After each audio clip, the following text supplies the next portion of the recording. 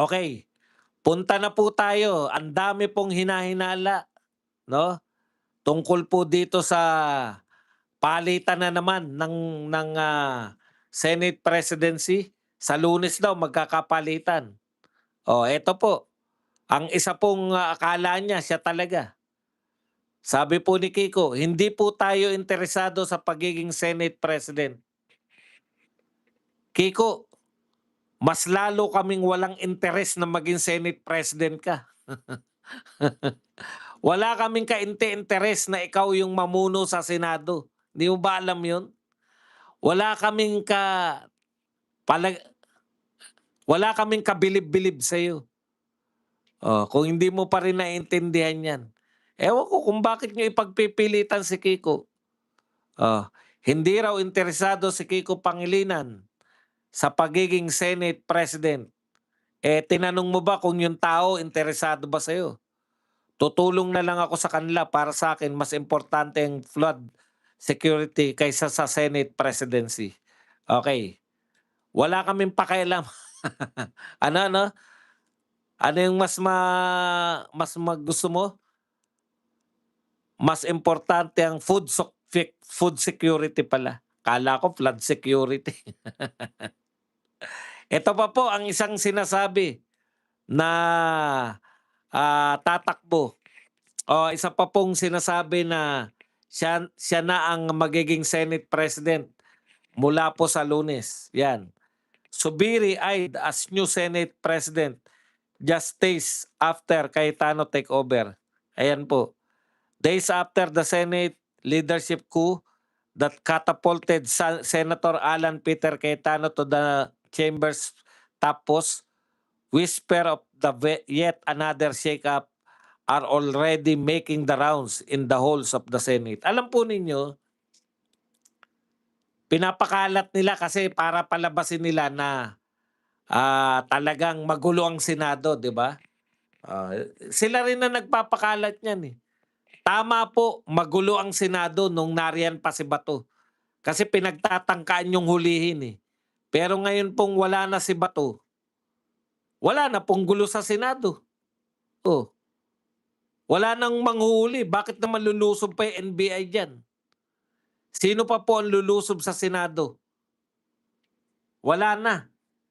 Paano sila lulusob? Wala na yung huhulihin nila. Kaya tama po yung ginawa ni Bato.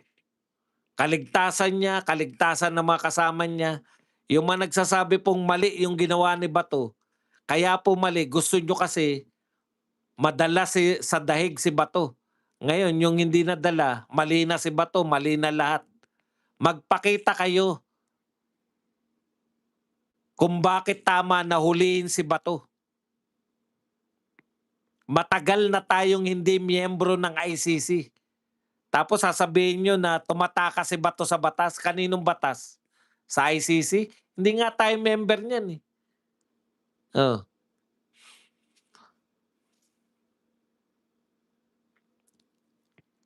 Okay. Eto pa si Subiri. Alam nyo, eto lang masabi ko. Para po kayo makapagpapalit ng bagong Senate President, kinakailangan may bumaliktad po dun sa 13 na bumoto kay Cayetano. Alam nyo po bang ginawa nyo sa 13? Iniwan nyo sa ere. Walang kamalay-malay na magkakaputukan. Lahat ng hindi majority, wala na. Pinangungunahan, unang-unang umalis. Walang iba kundi si Lito Lapid. Mabilis pa sa 4:00, eh. Literal na mabilis pa sa 4:00. Ano ibig mo sabihin ba dong na literal na mabilis pa sa 4:00? Eh, 3:59 pa lang, eh, umalis na, eh. Isa isang minuto, isang minuto pa. Ang tindi mo talaga, Lito Lapid. Hindi ka na nga nagsasalita, unang-una ka pa sa takasan.